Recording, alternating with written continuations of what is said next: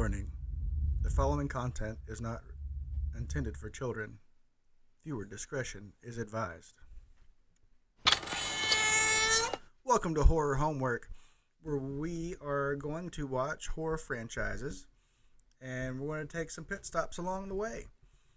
My name is Scotty, and alongside with me is the chicken in the cage in the Sawyer's house from the Texas Chain Saw Massacre, Tasha.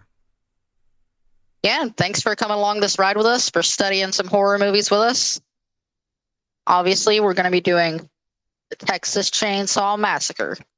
Yes. But first, we we watched a Tubi movie. We watched a Tubi movie. We're not proud of it, and we all know if you've heard the word Tubi movie, you know that you're getting into some crap. You know you're getting into some low ratings, some low budgets. You're basically putting your eyeballs directly into your trash can. And that's what we did. That is exactly what we did when we watched. What did we watch? We watched Meth Gator. Meth Gator. Yes. After the sensation that was Cocaine Bear, we got Meth Gator. And Cocaine Bear was actually a good movie. That's what killed me about this. Because there was like some good names. There was some big names in Cocaine Bear. But Meth Gator was rated TV 14, so you knew right off the bat it was going to be a crap. You knew right off the bat. It's a 1.9 on Letterboxd, and it is produced by a company called The Asylum, which apparently did Sharknado, right? Isn't that what you said? Apparently did Sharknado.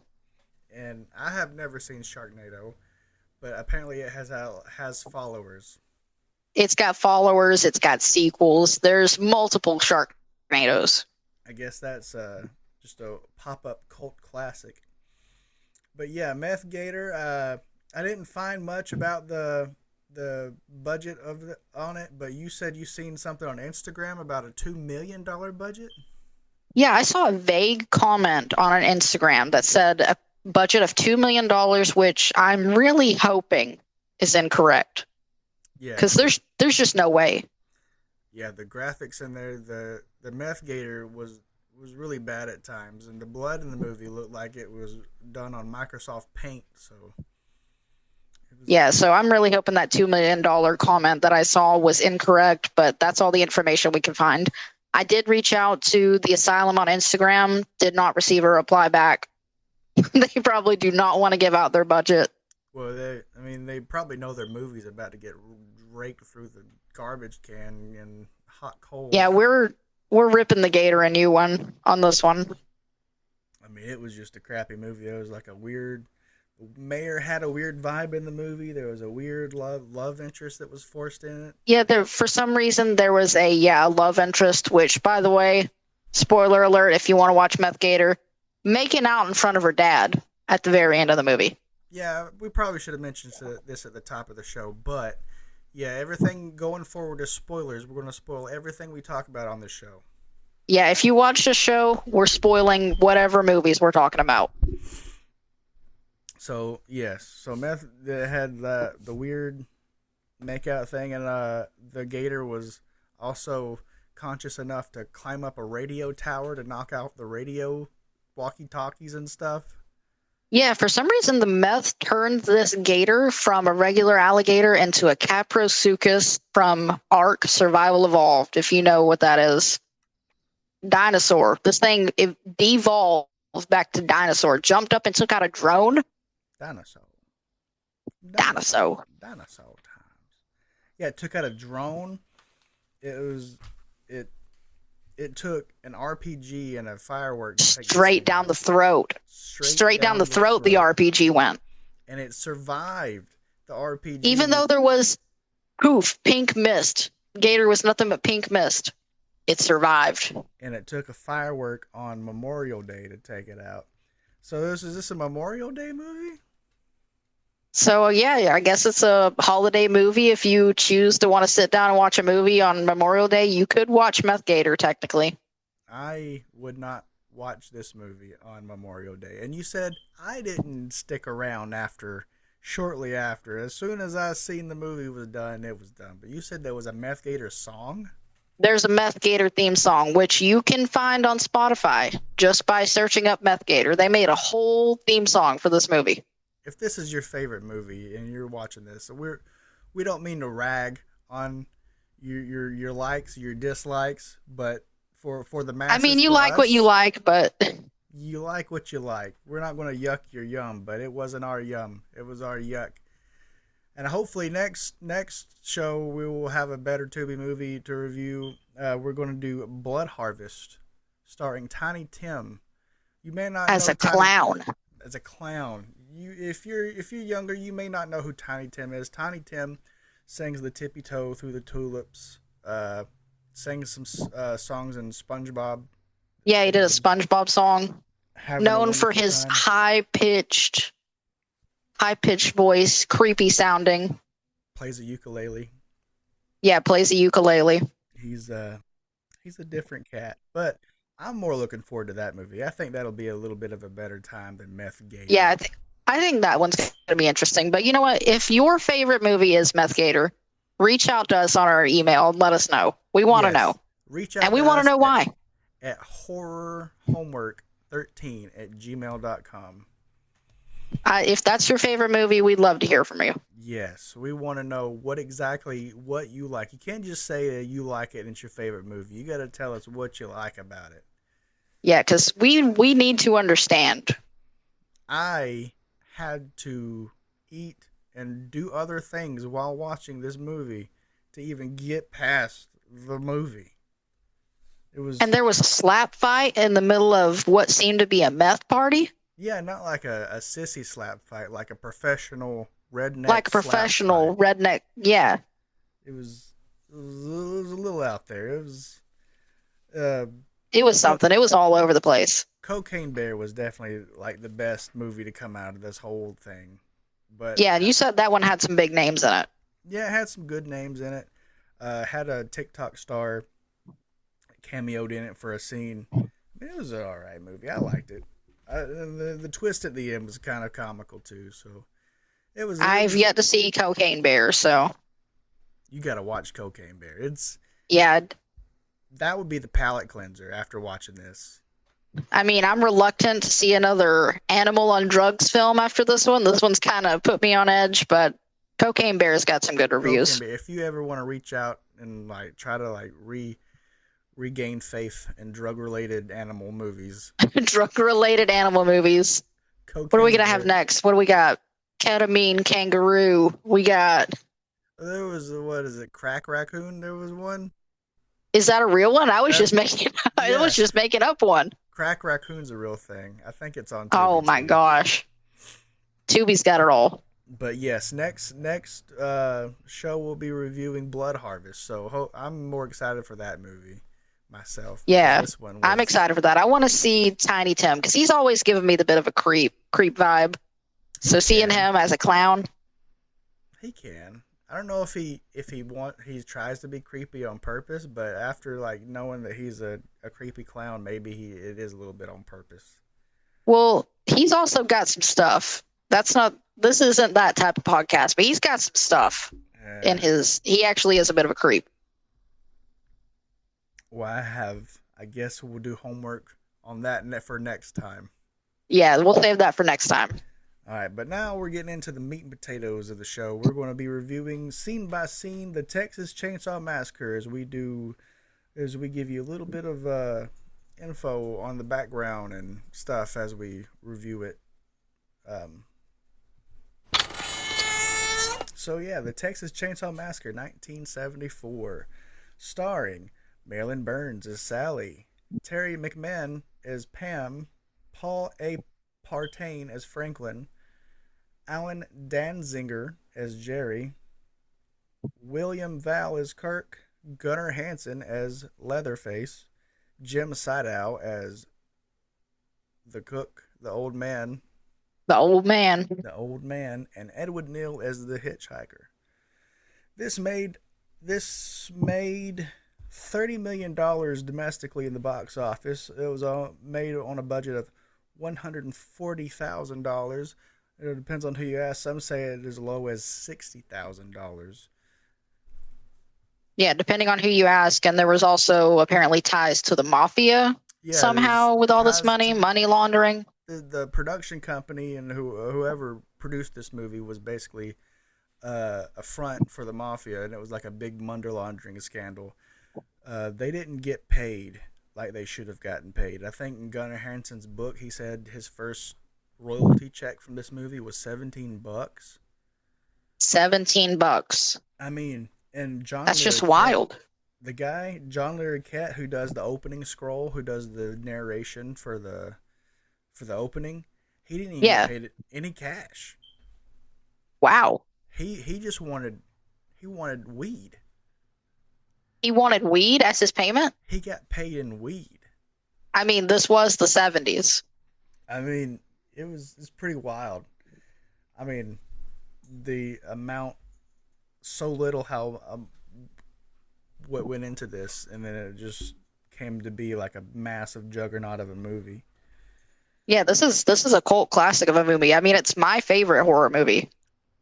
This movie was supposed to be called Stalking Leatherface. Then they shortened it down to Leatherface, and then it was also at one point going to be called Head Cheese. Head cheese. Head cheese. You like head cheese? You like jazz? You like head You like cheese? jazz? The van used in the movie was actually part of one of the crews. It was the sound technician's van, so that was actually somebody's daily driver on the crew who drove that to work and back. So that was pretty neat to find out.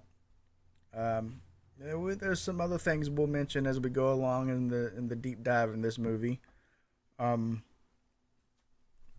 So yeah, we'll start out in the opening scene where John Larroquette starts off the opening scroll to let you know that this pretty much happened. He wants to let you know, sell the illusion that this is it. This is real.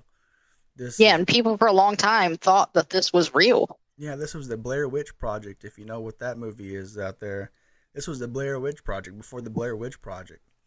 Like they even on the posters they said it really happened, or it happened. It happened. It happened. The taglines were "It happened," and what was Who it? will survive and what will be left of them? Who will survive and what will be left of them? So we do the scroll by John Larroquette, and then we open up on a black screen and the sound of some digging and some huffing and puffing, and then you get the lyrics and you hear the sound like that is most associated with this movie, the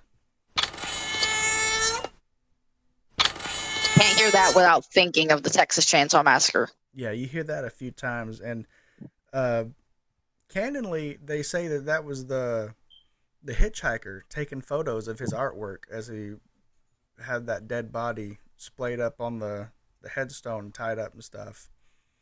Which makes sense. That was the sound was supposed to be him taking pictures.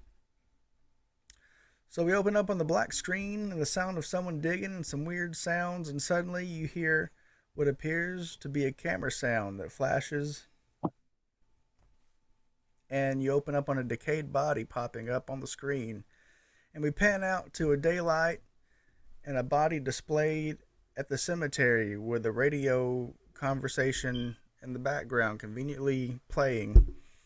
That there's been a series of grave robbings, and some bodies have been displayed and some have been found in ditches, with some of the body parts have been removed, this is leading into the credits. So the credits are happening now. So then after the credits, we see a moon for some reason. It gets dark and you see a moon, and then we pan out to a real dead armadillo on the side of the road that was taxidermied for the movie. And we're in the middle of daylight, and it looks like it's 90 degrees or something outside. And you see the van pull over to the side of the road, and you see Kurt get out and put some ramps on the back of the van for Franklin. Franklin's in a wheelchair. So we got the 5 main characters in the van. We got Franklin, Pam, Kirk, Jerry, and Sally. Sally and Jerry seem to be an item. Franklin is also Sally's brother. And then you got Kirk and Pam, who are also an item. So we got Franklin, who's the fifth wheel, who's in a wheelchair, and then two couples. Yep. Yep. So they pull over to the side of the road because Franklin's got to use the bathroom. And you know that they're really not close with Franklin at this point. That right off the bat, because they just give him a can to pee in and like let him do his business. If you was a real friend, you'd be like helping him up to try and like get him to going. But Get him going, not just make him pee in a can. Nobody's even holding his wheelchair still. Nothing.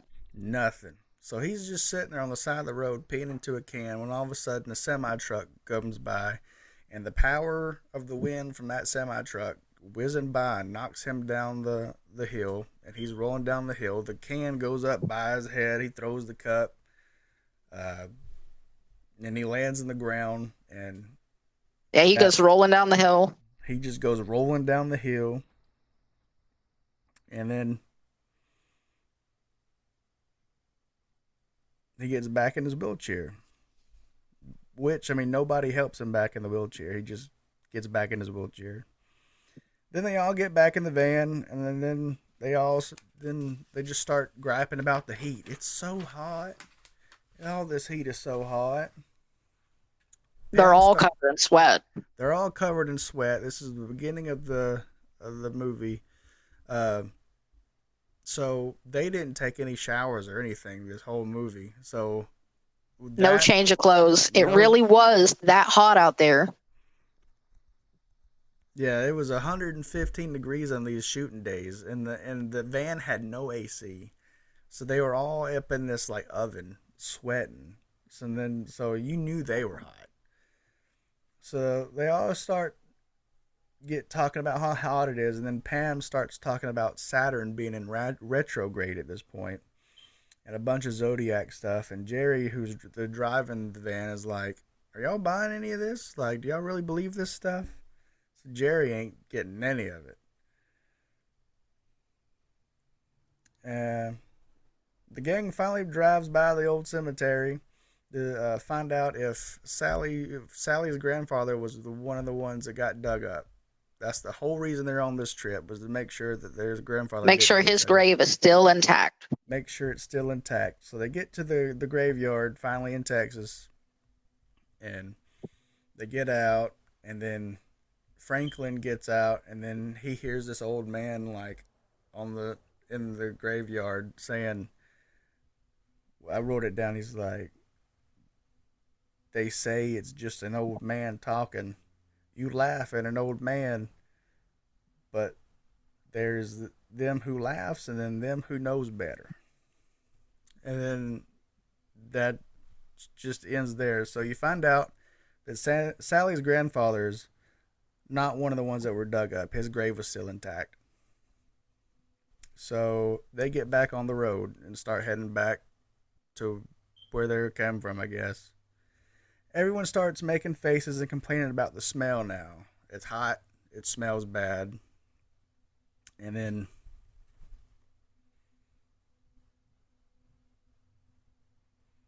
they're talking about how bad it smells and how all just is hot and sweaty. And then everybody in that van is miserable. Yeah, everybody's miserable, and like Franklin's getting on everybody's nerves. But I mean, we'll get into that a little bit later. Then Franklin points out that they're passing the old slaughterhouse. That's where his old granddad used to sell his cattle. His uncle used to work at one. He started talking about how the sledgehammer, like how they used to use the sledgehammer. Oh, they used to use a sledge. They used to get them in like 2 or 3 whacks. But now they use a bolt gun. They go, yeah, and he does that several times, and everybody's getting annoyed at him. Yeah, they're like, oh, okay, shut up. I like meat. Let's stop talking about how they kill the cows. And then after they talk about how the slaughterhouse and how they kill the cows, they see a hitchhiker on the side of the road. Yeah, they see a hitchhiker walking down the side of the road, and they're like, should we pick him up? He'll asphyxiate out there. So after some debating, they decide to pick him up. He gets in. You can immediately tell he's a little off. he appears almost unstable. When the camera pans inside, he is on one side of the van, everybody else is on the other. Nobody's sitting near this guy. So he starts talking about they asked him if he works at the slaughterhouse, and he talks about how he used to be the cow killer. Pulls out some pictures of dead cow bodies, starts passing them around, and they start debating over whether the mallet, the old mallet, was the preferred technique. And I realized he mentioned something when they start talking about the electric gun. He talks about how it put people out of jobs. So he prefers the old fashioned way. Says it's better. Then he starts talking about head cheese, talking about how they boil the whole head except for the tongue, jowls, and everything. And Franklin's just going along with him. Him and Franklin are just talking about head cheese, and everybody else is just like, y'all just stop. Like, everybody else is just done. But at some point, Franklin pulls out a knife and he starts cleaning his nails.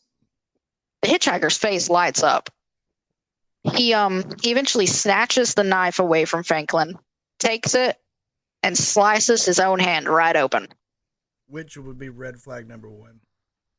That would be the only red flag. He would be out of my van. Yeah, I mean, first of all, I ain't picking up no hitchhikers. But if a hitchhiker starts cutting himself in the van, that's it. Like, I can't do that. You've got to go. But they keep him in the van for some reason. He eventually, after everybody calms down for a second, he pulls out his own knife and he's like, "It's my knife. It's a good knife." And one of the guys is like, "Yeah, I'm sure it is. Put that away too." So then he pulls out his old camera and takes a photo of Franklin. He talks about wanting to take everybody to their house, invite them over for dinner. Then he tries to charge Franklin for the photo. Franklin looks at the photo. He's like, "Didn't turn out that good." Yeah. So refuses to pay him for it, obviously. So then he takes the photo and he reaches into this fur pouch that he has around his neck and pulls out some aluminum foil, sets the photo on it, puts some black powder on top of it, lights it on fire. But it's in a contained environment. It's in a it's contained. Mold. But at this point, not him cutting himself open, but the fire, everybody loses it. Everybody's freaking out. And in the midst of everybody freaking out, he pulls out his own knife, slices Franklin open with it. Then that's the ending point. They kick him out of the van. He starts running after the van, kicking it, blowing raspberries at it, wiping blood on it. All of this sort of looks to me like he's trying to curse Franklin. Yeah, because he burns the picture, which is kind of ritualistic. It's like symbolic of something, like getting rid of him. Yeah. And then it appears that he's like trying to write or draw something on the van. Or he could just be marking it. I don't know, but it just kind of looks like you said, like ritualistic. Yeah, I know in the later sequels they get a little like out there with like witchcraft and stuff in some of the sequels. But so this could have been like the start of that, like mentioning some sort of ritualistic stuff. Yeah. And then we get to the gas station after they leave him behind. Yeah, they kick him out. He starts blowing raspberries. And then they go like a mile or so down the road to this gas station, which, what an idea. We just kicked this weird-ass hitchhiker out.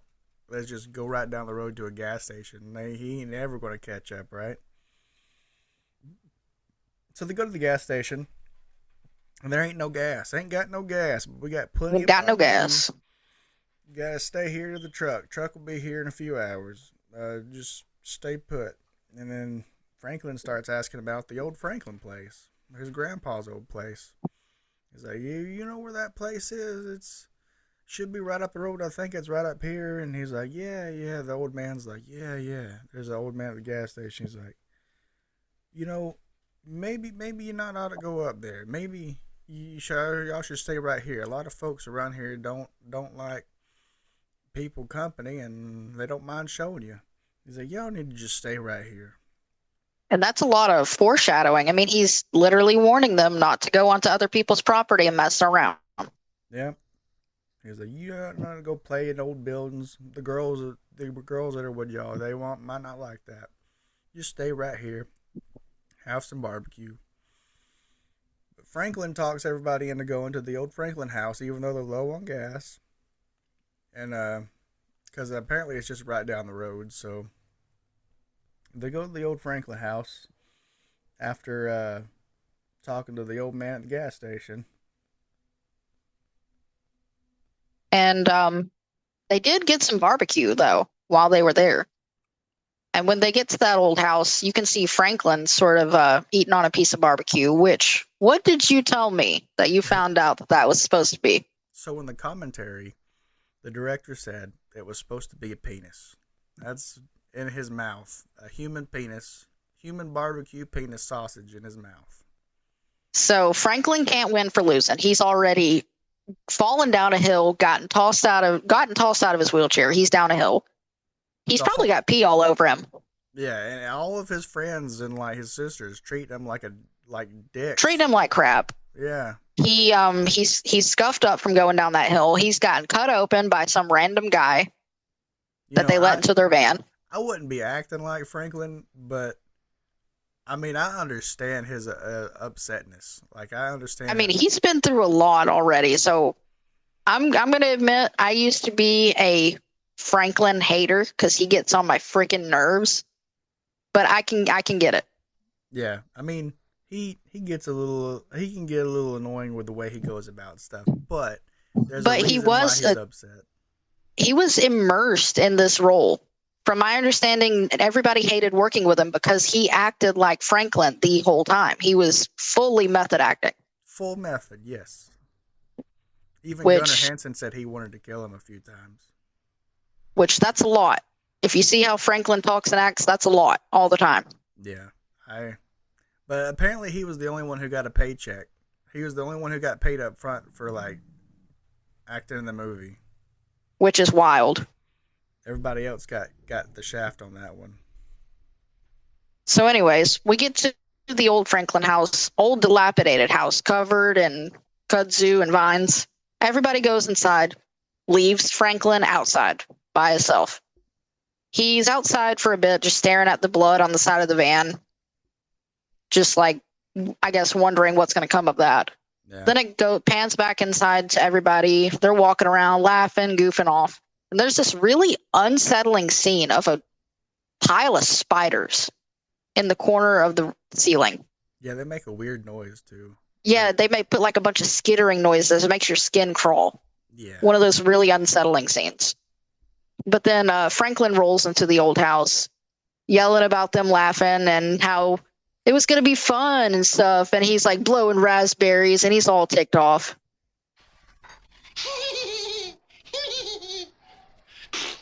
Come on, Franklin. It's going to be a fun trip. Yeah. Yep, that's Franklin. Poor Franklin.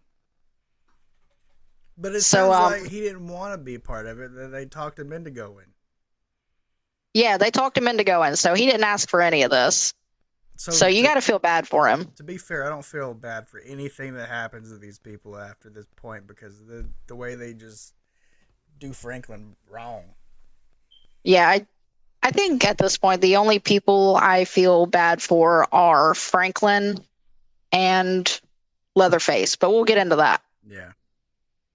But anyways, two of the characters, Pam and Kirk, correct? They both they asked where this old swimming hole is, and Franklin tells them it's down a path between two sheds. Between those two sheds over there. Between those two sheds. So they take a blanket with them and they go looking for this old swimming hole. They get there and they're talking about how wondering how Franklin got down here when he was little. Then they start he's catching strays when he's not even there. That's what I'm saying. They're like Franklin was never little. Somebody probably had to carry him down here.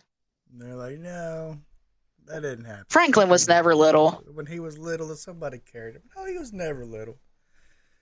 Dicks. But yeah, they're just he's just catching strays. He can't win for losing. But yeah, they go there to find the old swimming hole and it's all dried up. And that's when they see the house. The house. The Sawyer house. We'll call it the Sawyer house. Because in the second movie they call them the Sawyers. You don't call it, but it's kind of hard to zero out what house it is. But Yeah, it's kind of like a big old farmhouse, but I mean, Sawyer House is good. yeah, it's a big old 2-story farmhouse, white. It's got a lot of land, maybe 2 or 3 acres. Good bit of Yeah, land. lots of land on it. So they see a house and they hear a generator, and then they think that they could get some gas from the generator. Maybe there's gas there. He could trade for like a guitar and some cash, and then come back or pay him back or something. But they go up towards the house. They start moseying around on these people's property. He has no idea who lives there, what's going on. He comes across a, a junkyard, I would say, of cars. Yeah, sort of a junkyard. A whole bunch of like cars all gathered together. It's a really small junkyard. Yeah, a little small junkyard. And you come across some trees with some pots and some stuff in it. Nice And sunflower field along the way. yeah, nice little sunflower field, fence, and then they get up on the porch. They finally make their way towards the porch and start knocking on the door. And nobody's answering, so they're really persistent about knocking on the door. Kirk's knocking on the door. Pam turns around, sits on the porch, and a tooth falls out of nowhere. Like it just, I don't know where it would like be hanging, but it just fell on the ground out of nowhere. So Kirk uses this as an opportunity to scare Pam for some reason, because what gets your date hot than like scaring the crap out of her. And taking a tooth and being like, woo. Yeah, shove it in her face. So she's like, ooh, and she turns around, gets off the porch, and then walks to a porch, or not a porch swing, but like a yard swing, like a wooden yard swing in the front yard. So she goes and sits on the wood yard swing, and he turns around and knocks on the door again. But this time the door opens. So he puts the blanket on the porch, on the railing of the porch. He goes in and he's looking around, he's calling out, anybody here? Does what any sensible person would do and just walk into some random person's house. He just home invades this people's house. And for a split second, I think he tries to turn around and then leave, but he starts hearing like a weird noise. Yeah, something a bit like that. Something a bit like that. That for those of you who are listening who might think that might be something wild, that is sound bites from Leatherface from Dead by Daylight. So don't at me on that. That's actually that's what he sounds like. Leatherface voices. So he hears that, and then he turns around and he sees this like bright red wall that's lit up with like animal skulls all over it. Which you can see is my background here. Which you can see iconic background there. So he hears those noises and for some reason is like, you know what? That sounds like something crazy. I wanna investigate that instead of like walking out of this strange house. He left his brain cells outside apparently and goes to investigate. So he walks towards that doorway, and he stumbles a bit going in the doorway. And then out of nowhere, you see Leatherface for the first time. One of the most iconic scenes in horror history. Big old guy. Big old guy. Big old tall, beefy man coming down with a hammer. Smashing down Kirk on top of his head. And then the first whack didn't kill him. This is supposed to be a metaphor for like veganism, or like you gotta, what would you do if you were the cow or something? So yeah, something like that. It wasn't the first whack that took him out. So he starts like seizing and flipping around and stuff, and then the second whack finally does him in. And then Gunnar Handsome, call him by his actor name. His legal name. The Leatherface picks him up and just kind of tosses him aside, and he really manhandled him. He really hit him with the hammer. I don't know if he hit him that hard. I know he didn't hit him that hard, but he really did whack him with that hammer by accident, and kind of give him a little bit of a bruise on his head, and like toss him to the side, and like hurt his shoulder a little bit, tossing him to the side. So that was. I mean, some people got hurt in this movie. Yeah, they did. So the actor who played Kirk. So in the script, it was just supposed to be one whack takes him out, but Kirk said he wanted to do a little bit more. The actor who played Kirk. And he said what would make sense if the first whack like just kind of bashed in the skull, and then the skull reaction would like give a nervous system like jerk. And Yeah, so he's just laying on the ground like spasming and flopping out. yeah, so that's how we got that scene extended a little bit, because the actor who played Kirk wanted to do a little bit more, which makes sense. It works really well. Yeah, it And then, makes the first kill a little bit more memorable. yeah. And then after Leatherface tosses him to the side and slams the door, Pam starts wondering what's going on. Where'd he go? So Pam gets up off the swing and starts walking towards the house, and you get the iconic like walk towards the house, slow walk, butt shot of her walking towards the house. And it's also exposing her like bare back, almost like saying like, hey, check this bare back out. But you know what? It's not going to be bare and like for long. Like it's going to be. Yeah, this movie it's good with its foreshadowing. Yeah. So she starts knocking on the door. The door opens again. Somehow this door just never stays shut. So she walks in the house and was looking Number around. 2, walking on in the house. Walking on in the house. Somebody else's house. So the red room door is closed, like is shut. So she doesn't see all the animal skulls. So she curves off a little bit to the right to the living room. And then she finds this room full of bones all over the floor. There's a bone couch. There's dead chicken bones and human bones, and she's kind of freaking out a little bit. And then she sees a live chicken in a cage. And then that sets her like, out of everything in this room, that chicken sets her like off, because the chicken sets her off. That was it. That was it, the live chicken, out of all the dead things in the room. So she turns around screaming and starts to head out. And then on her way out, Leatherface opens the door as she makes it right out to the porch. We get another iconic scene of Leatherface grabbing her by the waist and pulling her back in the house. And then he takes her past the kill room to where all the skulls and stuff are at. Kirk's dead. He's on the table. And he picks Pam up and puts her on a meat hook right beside Kirk. And then he grabs the chainsaw. First time you see the chainsaw, and starts going to town on Kirk right in front of Pam. Yep. And that scene actually scarred one of the behind the scenes people, the kid. So for some reason they brought their kid to like set that day. And when the kid finally like made it towards the set, that was the scene that was happening as soon as like she was seeing anything in the movie. So she sees that, turns around, starts hauling back towards like the other direction. And like Gunnar Hansen being Gunnar Hansen, he's like a big teddy bear. He said he'd never wear the mask around like kids again. Like he'd never wear it like around little kids while filming.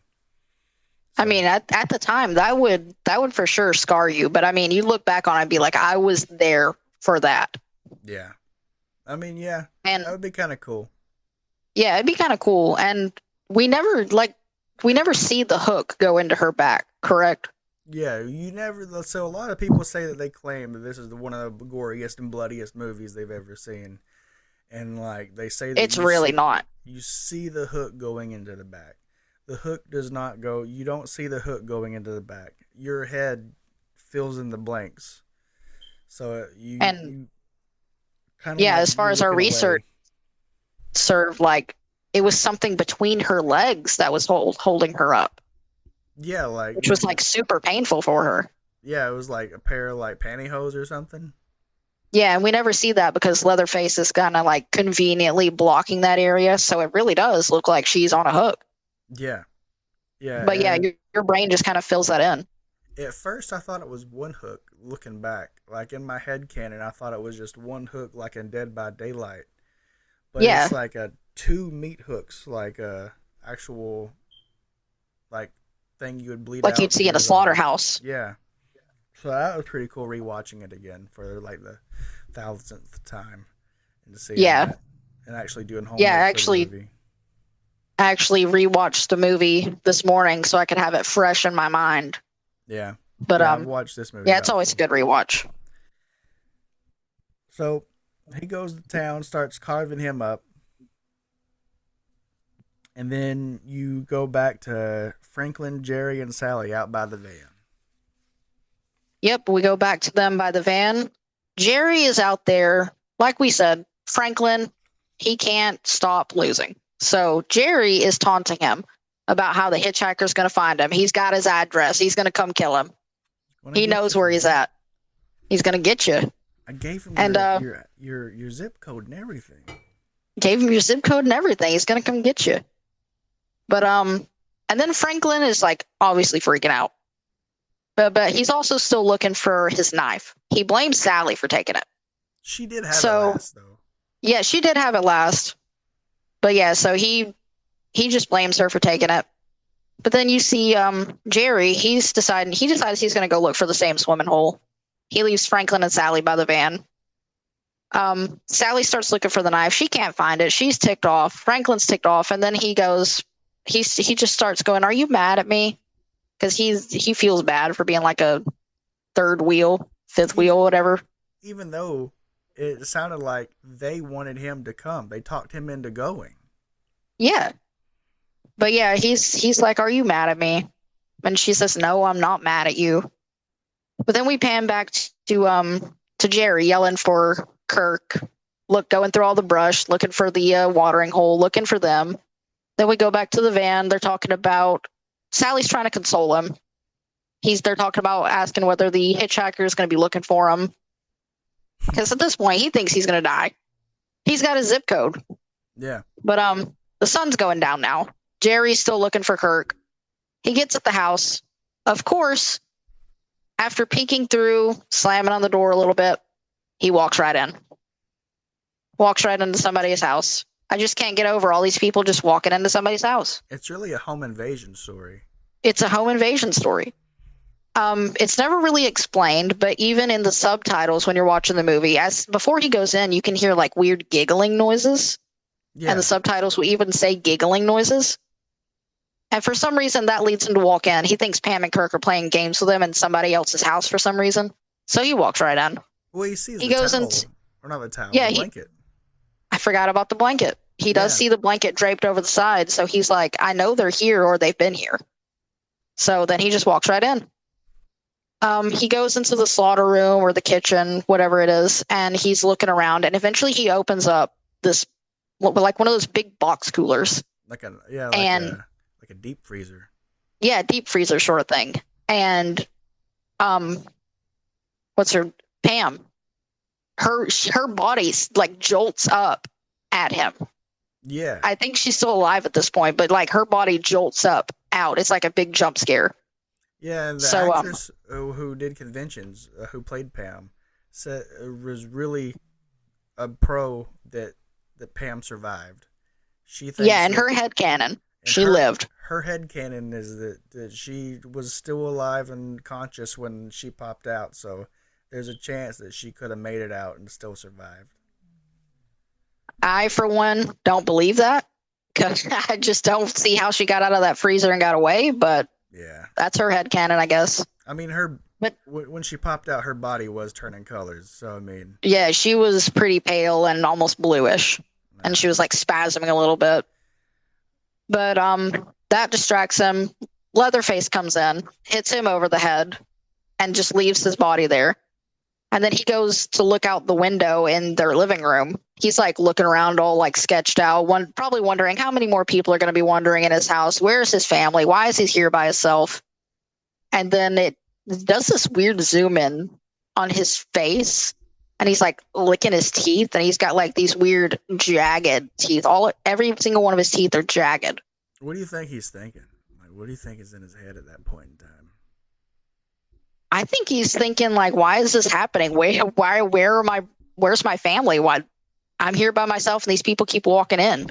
You think the hitchhiker, you think his brother like told him where he was going, or he just kind of was just like peaced out? I mean, he probably told him where he was going. Yeah. From how it looks, the hitchhiker likes to talk a lot. That's true. So he probably told him where he was going. But after that, we go back to Franklin and Sally.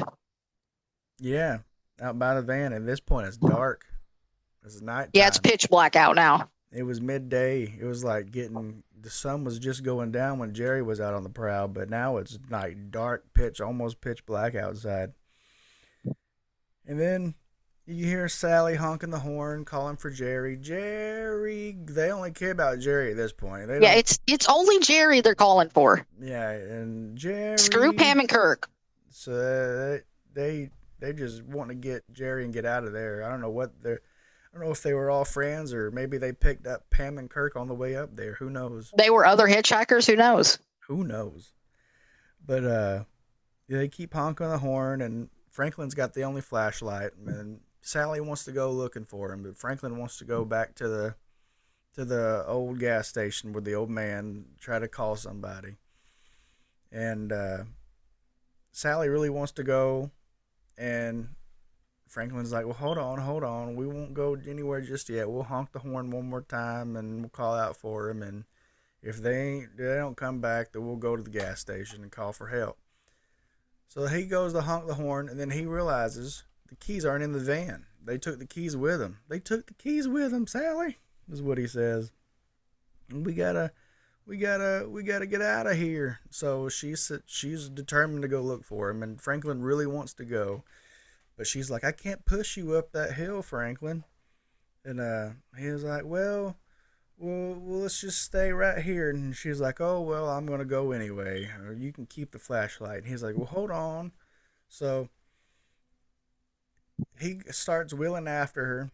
And then you cut to another scene where, like, she finally starts pushing him. So she's pushing him through the woods, and they're looking all over the place, calling for Jerry, looking around with the flashlight. And they finally see a light in the distance at the Sawyer house, at the big farmhouse in the distance. So they're thinking, maybe they're over there. Let's go towards that house. So they're still searching around. Then all of a sudden, Leatherface comes out of nowhere with like the first ever automatic chainsaw, because you don't see him crank that thing up or nothing. You don't see him crank it. You don't hear any vroom, vroom. It's just he's just there going. And Franklin's dead. Like Sally used him as a human shield and was like, yep, have my brother. And that's the only chainsaw kill in the Texas Chainsaw Massacre. Yes, the one person that dies by chainsaw in the Chainsaw Massacre is Franklin, which a lot of people are probably like,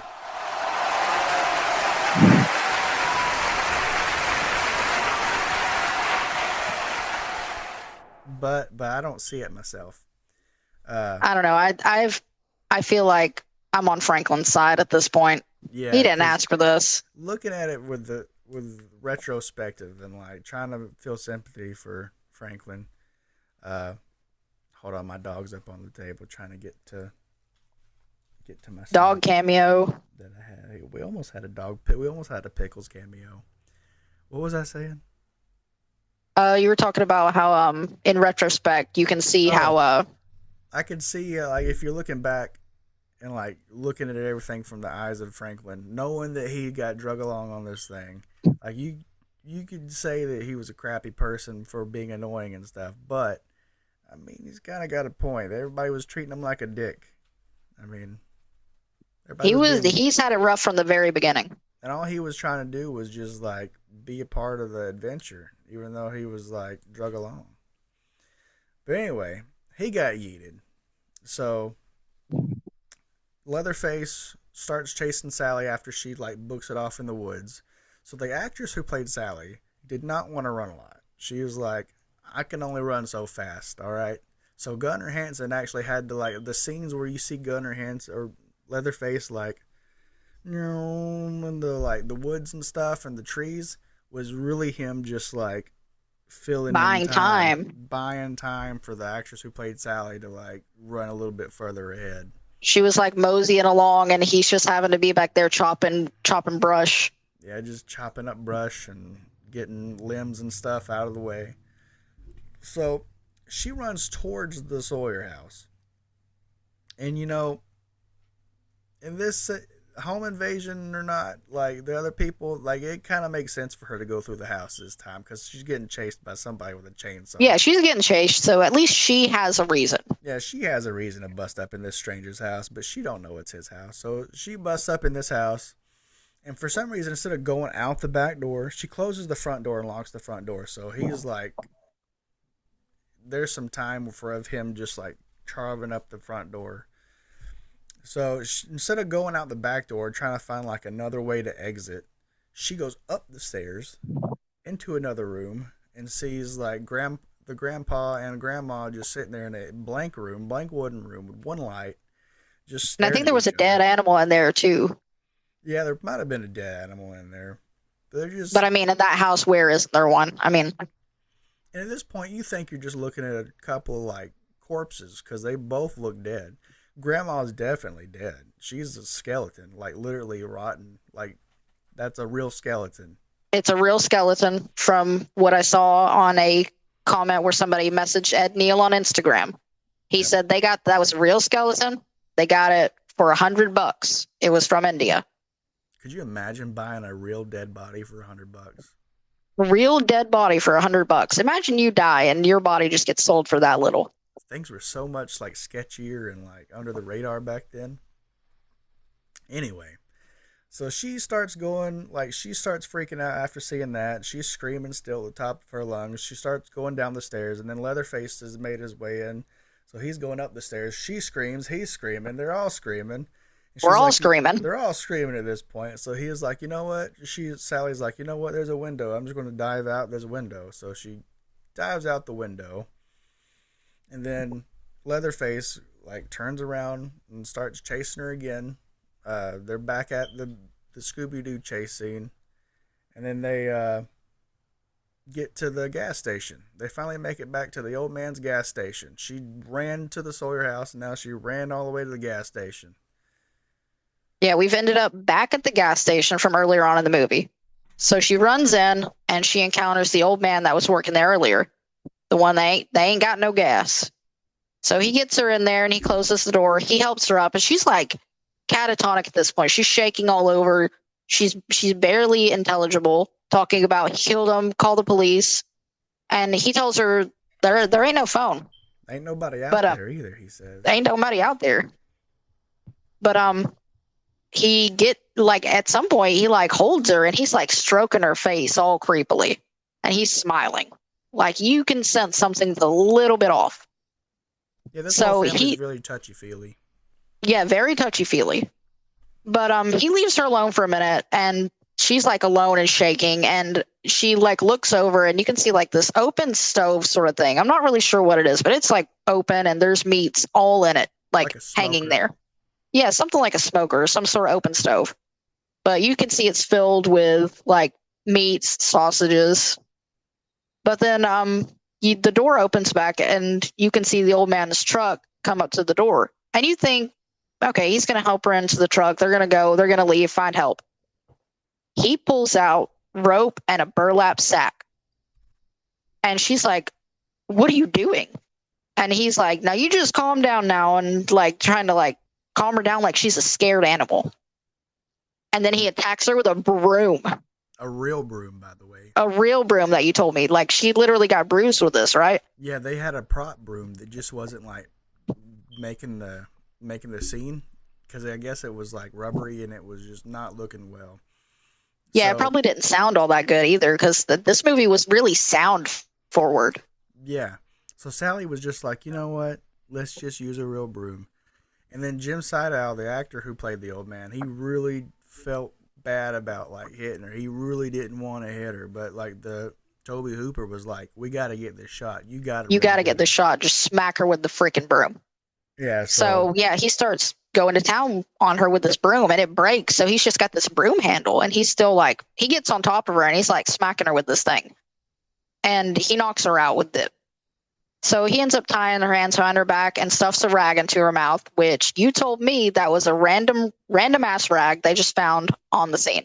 Yeah, they literally just found a rag. They were like, oh, the script says we got to put something in her mouth, like a rag in her mouth. And they just were looking all over the place and found like a random dirty rag. And they're like, you know what? This will work. We'll use this rag. Yep, and just shoves it into her mouth. So he gets her in the truck, but he has the afterthought to go back and turn the lights off, lock the gas station up. He comes back in and he's talking to himself, talking to her unconscious body, talking about the cost of electricity being enough to drive a man out of business. And then he does this weird, like, like the typical old person, like cackle, like. But he starts driving. She wakes up. She's crying now, so he starts like poking her with this broken broomstick. Like she's screaming and crying the whole time, and he's just jabbing her with this broken broomstick. But it's weird because at the same time he's telling her it's gonna be all right and all this kind of stuff. Yeah, calm down. It's gonna be all right. It's gonna be all right, and then just starts jabbing her again. So he continues to drive, and you see he's taking her back to the Sawyer house. Starts heading up the driveway, and you see a figure walking up the driveway in the distance. It's a figure carrying another burlap sack and a dead animal, and it's the hitchhiker from earlier. So he stops the truck, gets out, and they tussle, and Drayton's like, I told you to stay away from that graveyard. You almost got caught last time, or something like that. Just like tussling all like in front of the headlights. Then after they're done, the hitchhiker hops into the back of the truck and they continue up. I'm assuming he's got like either more dead animals or body parts in that burlap sack. The only thing you ever see is what looks like a dead weasel or a ferret. But the drive continues up the long driveway. When they get up there, the hitchhiker hops out and he sort of like kicks the truck door, and Drayton gets out and is yelling at him again, saying, I told you to never leave your brother home alone. And then they both get Sally out of the truck, and the old man sees the chainsaw gashes on the door, and he's all ticked off again. Starts hitting and threatening Leatherface with the broken broom handle. You dumb idiot! You broke the door. You broke the door. You broke the door. And at this point, you see that Leatherface, he's wearing a different mask. It's an old lady. Like he's wearing like a different outfit. He's got like a grandmotherly quality to him now. And I heard somebody say that like the masks like kind of like protrudes what personality he wants to. I told you that. Yeah. The first mask is sort of like the killing mask. That's like the business mask. Do what you got to do. Yeah. Then he puts on the grandmotherly mask, the old lady mask, when he wants to be like homemakerly, like nice and grandmotherly. And then he's got the other mask, which will come up in a little bit, which he puts on to look good for dinner. To look fancy. Yeah, to look fancy, like Southern fancy. It's his fancy face. Yeah.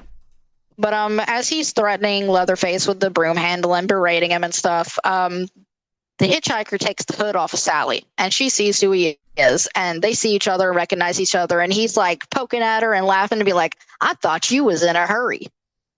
Like, and she's screaming. The last part of this movie is a whole lot of Sally screaming. Like 30 minutes of nonstop screaming. I mean, she's got a good final girl scream, but it's a lot of screaming. But like at a concert, I can scream for like 30 minutes and my voice is gone. Like, yeah, it's gone. Not like hoarse or anything at this point. Yeah, because I mean, with as long as they filmed and as hot as it was, the heat's got to do something to your throat too. Yeah. But back to the old man threatening Leatherface. He was asking him if any of the kids got away, and at this point, I personally feel bad for Leatherface because he's almost like cowering. He's got like a more high-pitched tone to him, like grandmotherly, and he's pointing to the freezer. He's pointing to a folded-up wheelchair and where he cut up the bodies, like indicating none of them got away. Yeah, and I feel bad for him. He's getting beat. He was protecting his home, but yeah, he was getting beat with the broken broom handle. But then we cut back to the hitchhiker. He's over there fondling with some rope. He's roughly tying up Sally some more, and the old man tells him to go get Grandpa. So he runs upstairs and leaves her with the old man. Leatherface comes out of the kitchen, and the old man immediately tells him, get back in there. But he kind of peeks around the old man like he's really interested in Sally. Then the hitchhiker calls for Leatherface, and that's the first time you actually hear him call Leatherface. He's like, Leatherface, come help me with Grandpa. So they both get Grandpa, carry him one on each side, down the stairs, and his old rocking chair. They put Grandpa in his old rocking chair in front of Sally. She's like freaking out because this looks like a dead guy. He looks dead. Until he moved, I thought he was a dead guy. I thought it was just a prop. Yeah, he just looks like a dead guy. But they grab her hand and they cut one of her fingers open. And from what we talked about, this was an actual, like, they actually cut her finger open because the tube with the blood in it, it wouldn't work. So they were ticked off from all the recording and just sliced her finger open. Yeah, with no warning to her, by the way. They were just like, we were just going to Shelley Duvall this thing before The Shining ever happened. They're like, yep. We're just going to slice the finger right open. Put her through this. Yep. So they cut her finger open and they shove it into Grandpa's mouth. And he starts sucking on it like a bottle or something. Yeah. Yeah. A lot of that noise. He's just going. He's sucking on it, and his arms and his legs are moving like he's doing like a happy dance, like a flaily happy dance. And Sally's eyes go wide. She's like freaking out, and she passes out. And she comes to at the head of the dinner table. Yeah. Like she's freaking out. Her eyes were all big and wide, and then a lot of like up close shots of her huge wide eyes, which is like they've got some really good shots in that. Almost like pointing out that she may be going insane from all this or something. Yeah. So then she passes out and comes back to, and then she comes back to. Yeah. Hold on one second. Notes. Gotta get the part in the notes. Oh, yeah. She comes back to, she sees the hitchhiker and everybody sitting around. She sees the old man, Grandpa, and Leatherface. And she immediately starts screaming. Yeah, Leatherface is like went and changed during this whole ordeal as she was passed out. Everybody else is still in the same clothes, but he's now in like a suit and tie, and he's got a new face on. He's got, I don't know if y'all can see that, but he's got like a... Yeah, he's got his pretty lady face on. Pretty lady face on, heavily makeup, grayish, darkish hair. Like he's dressed all like to the nines for this dinner. Like he's excited. And they all start messing with her, trying to get into her head and stuff. And it's a really great scene because like she starts screaming, they start screaming, everybody's screaming. Yeah, and they're touching her face and stuff, and she's like freaking out, and the hitchhiker is like, "Oh, don't pay him no mind. Don't pay the old man no mind. He's just a cook. He can't do anything. He don't even like killing. He don't like to be part of the gross stuff. He's just the cook." And then the old man says, "Shut up, you bitch hog." Like one of my favorite like quotes in the movie, because I've never such a unique insult. You bitch hog. Like I've never, I live in the South, and I've never heard that said at all.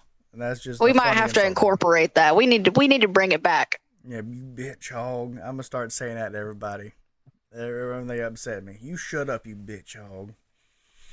And then the hitchhiker's like, "Well, you know what? We could kill her. We can end all this right quick, or we can get Grandpa to kill her. He was the best, wasn't he? He was supposed to be like the fastest. He killed like 60 cows or something, in less than 20 minutes or something. Like he's the best. He can get it done." So they pull an old wash tub to Grandpa's feet, and they get an old hammer, and they start like trying to bash Sally's head in. And they keep putting the hammer in Grandpa's hand, and he keeps dropping it. They keep putting it in his hand, and he keeps dropping it. And then one time they finally made contact with Sally's at the back of Sally's head, which I think actually like hit the actress. I don't think it like was supposed to like do any damage, but I think she got a good bump or bruise on her head. Yeah, she got a good bump or bruise. She went through it in this last scene. Yeah. I'm surprised, like, She even survived this movie with all the behind the scenes stuff. But yeah, the hammer makes contact with her head, and then still hasn't like done anything. So the hitchhiker's like, "Well, he's taking too long. Let me do it." So I guess he drops his knife at some point, and she sees that split second to like, you know what? This is my chance. I got to jump out another window for the second time. This not tonight. And at this point, I guess the sun's starting to come up a little bit. For the like, it's been a long night. Now the sun's starting to rise a little bit. So she jumps out the window, and you can see like the sun's coming up, and she's looking around like a cat coming out of the house for the first time. Yeah, she's looking around house like cat, she like- doesn't like. I mean, she's been through a lot, so I get it. But yeah, she's looking around like she doesn't know where she is, when she is. And she just sees the road and she just takes off. Well, while she's taking off, the hitchhiker and Leatherface chase off behind her. But the hitchhiker's just a little bit faster than Leatherface, so they're running, and she makes it to the highway, and the hitchhiker gets right behind her and starts finally slashing at her back. Well, a semi-truck comes out of nowhere, and Sally like dodges it just in time, and the semi-truck hits the hitchhiker and like obliterates him. Like, I'm talking Like he's gone. yeah, the edit of this, like the semi run over kill, was like seamless. Like, you can't even tell like where the dummy is. You would think that the actor really died in that movie. Yeah, and this is the most gore you'll see in this movie. Yes, Like it's intense. Yes, And it was so sudden. Yeah, it just comes out of nowhere, and so he's just all over the road at this point. So the truck driver finally pulls over because he just killed somebody and was like, "What's going on?" So he gets out of the truck and gets on the ground, and then sees Leatherface coming up behind Sally, and Sally running up towards the truck. So him and Sally, the truck driver and Sally, get back in the semi-truck, and Leatherface is like sawing at the door. And you would think they made it back in the semi-truck. This is like a good opportunity to just take off. Just book leave. it. But no, they decide to go out of the passenger door of the semi-truck. And on the way out, the truck driver grabs a pipe wrench that's laying in the floorboard of the truck. So they're running, and then Leatherface makes it to the other side of the truck. And they're running away from Leatherface, and then the truck driver turns around and then chunks the pipe wrench at Leatherface's forehead. Leatherface falls down and cuts his leg. Now, Gunnar Hansen really got a little bit of a burn with this one. Like, he really got a little bit injured with this, because when the saw cut his leg, he's actually cutting a brisket on top of a metal plate on top of his leg. So it cut through the brisket and hit the metal plate, and the metal plate heated up because of the friction with the metal blades on the chainsaw, and like burnt his leg. Yeah, so he actually got hurt. Yeah, he got a little toasted on that one on his leg that like lasted for maybe like a week. So then Bubba, his name's not Bubba yet. Nope, not yet. Edited that out. I'm gonna learn how to edit one of these days. But Leatherface gets up and starts chasing Sally again, chasing the truck driver, and the truck driver just keeps like yeeting it like on the other side of the road. And then a blue Chevy comes out of nowhere, pulls to the side, and then Sally's like starts trying to jump up in the back of this blue truck. So she finally gets in the back of the blue truck, gets in the back of it, and the truck takes off, and she is like covered in blood, laughing hysterically, like laughing. Yeah, like crying. another iconic scene, laughing, crying, which is probably real relief at this being over too. Yeah, from what I heard, that was like a legit scene. Like, that was her real reaction of everything finally being over. Because the dinner scene was like, we read anywhere from like 20, 26 hours. It was kind of all over the place, but it was like a full day thing in the heat. And they had to do it all in one day because the actor who played Jim Sadow, who played the old man, said that he was only contracted for one more day. So they only had him for one more day. And the actor who got in the makeup for the old man, or not the old man, the grandpa, all the corpse stuff. Yeah, it was such a long makeup process. Yeah, he said that he wasn't doing it. He wasn't getting back in it. He said, "You only got me for what you can fill me in today." So they literally had one day with to film everything at the end of the movie, the dinner scene and everything. Yep. So they had to get that done. So this was like the whole pure insanity at the end. And then you get to the iconic dancey dance scene where he's like twirling his winging the chainsaw, spinning around, swinging it. The last scene, from what I heard something today about this. You could see Gunnar Hansen kind of take his chainsaw and point it toward the director and like start like kind of like making threats toward the director at the very last second. Oh, really? Yeah, kind of like saying that's like, kind of cool. Not doing it again. That's it. Yeah, that's it. And that's the movie. That's where we end. We got 3 survivors, technically. We got 2 truck drivers, Sally. 1 truck driver just pulled a Forrest Gump. He kept running. He might be still running to this day. He's gone. He is gone. Yeah, it's funny because he's like a bigger guy too, and they didn't think anything to go after that guy. No, he took off, and that's all we hear of him. That's all we hear of him. That's the end.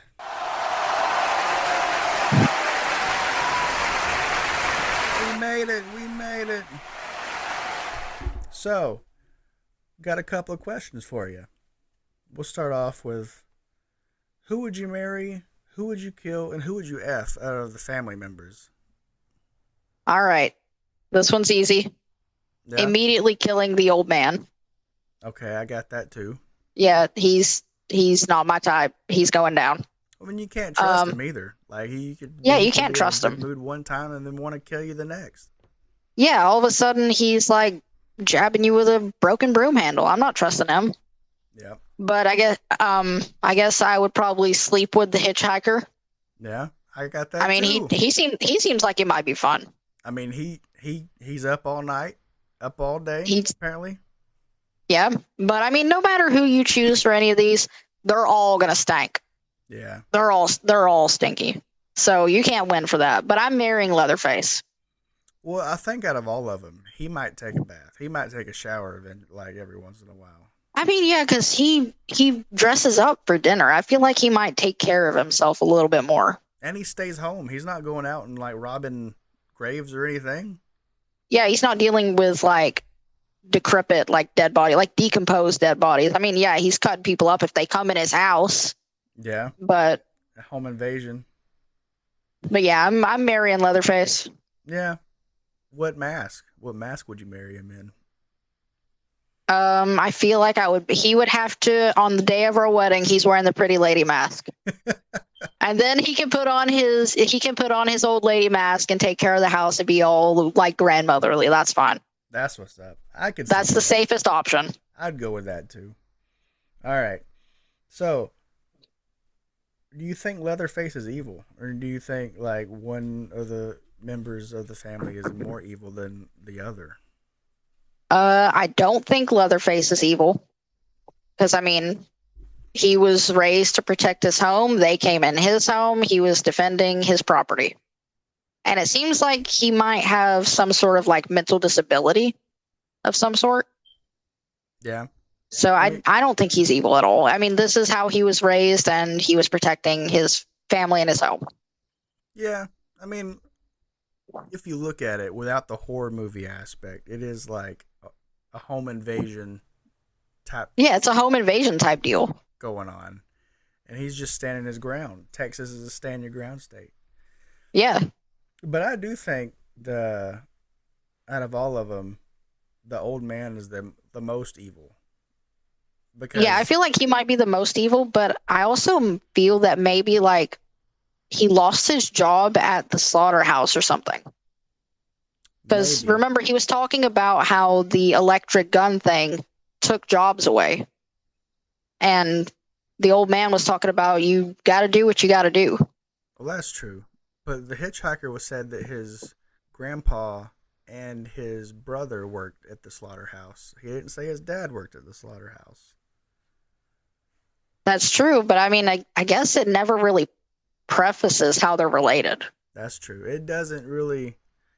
You don't really get that sort of info. Yeah. Yeah. Not until the second movie. Not until the second movie. But yeah, But I this think, movie, Drayton might be the most evil because I mean, like you said, you can't trust him. yeah. He's sadistic. He's definitely sadistic, whether he likes to do the killing or not.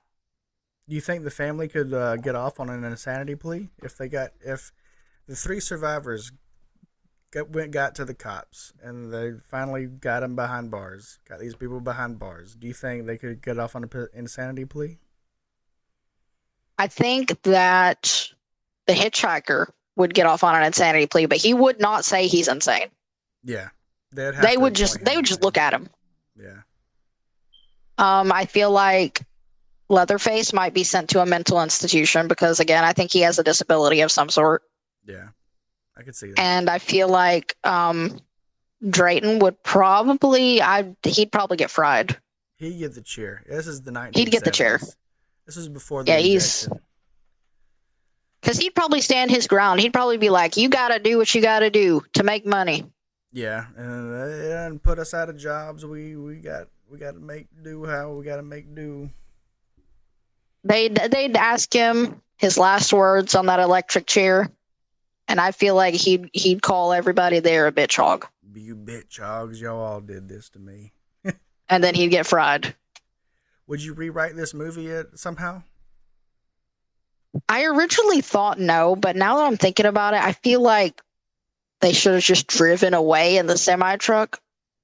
That would make sense. That would make the most sense to me, but instead of just going out the other side and throwing a pipe wrench or whatever they threw, but just drive off, just go.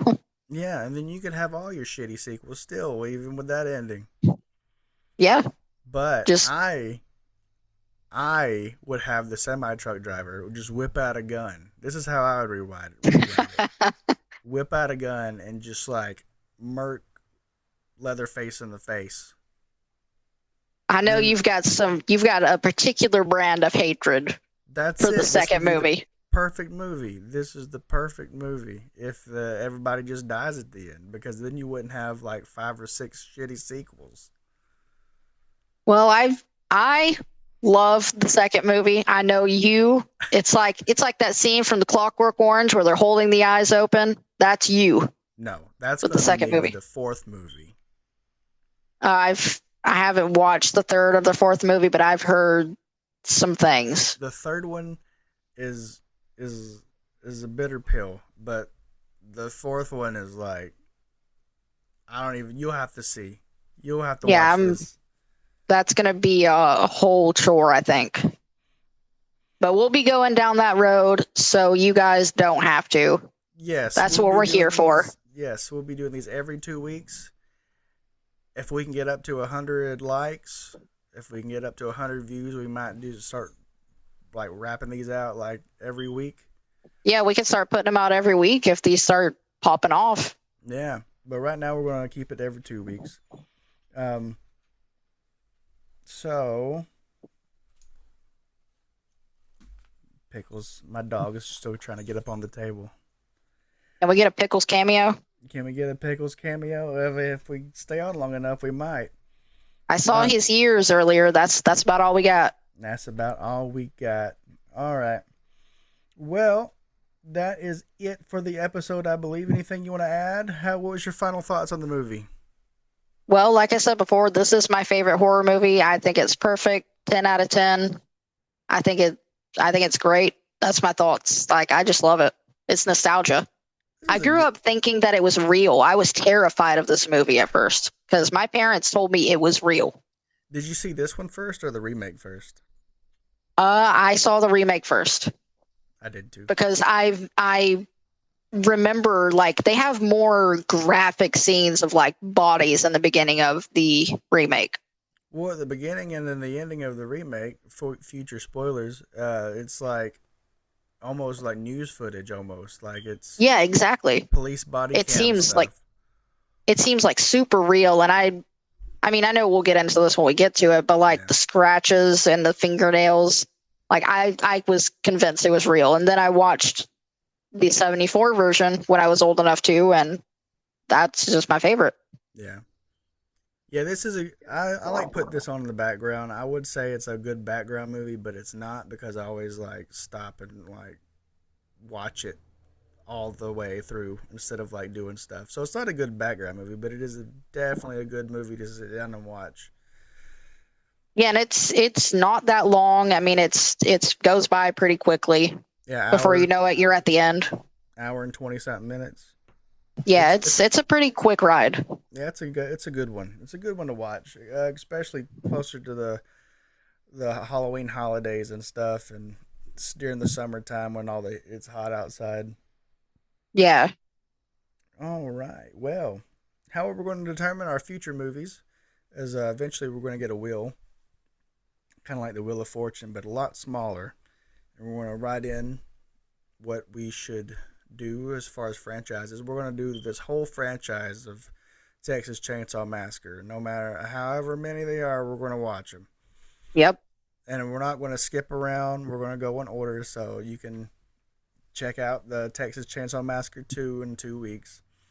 So you can add something to the wheel by emailing the show at horrorhomework13@gmail.com. Let us know what you would like to watch, as far what you would like to hear us talk about as far as like future franchises and stuff. We'll put it on the wheel, and hopefully it'll get picked. Yeah, we'll give it a spin after we finish up this entire series, and if you suggested something, hopefully it'll land on it. Yeah, and bear with us because it might be a while before we get to the wheel because this is a long series. One of 10 or 11 movies. Yeah, this is going to be a longer ride. Yeah, so we picked a good one to hold on to for a minute, but yeah, once we start reaching towards the end, you can email the show at horrorhomework13@gmail.com and give us your idea of what we should do, and we'll put it on the wheel. Yeah, and let us know what you thought of the show. Any questions, comments, anything. And again, we do want to know if Meth Gator is your favorite movie. Yes, and if you're out there and you made it this far in the video, comment something crazy at the bottom, like Franklin's mouth sausage or something. Just to let us know. Yeah, Franklin's mouth sausage. Like, just tell us something wild. Yeah. Tell us who you would marry, F, or kill. Yeah, give us your MFKs. Yeah, we want to know about that. We want to know that. All right. So that is it for the show. And like I said, like, comment, subscribe. And until next time, see you soon, meatbags. See you soon, little face collectors. Little face collectors.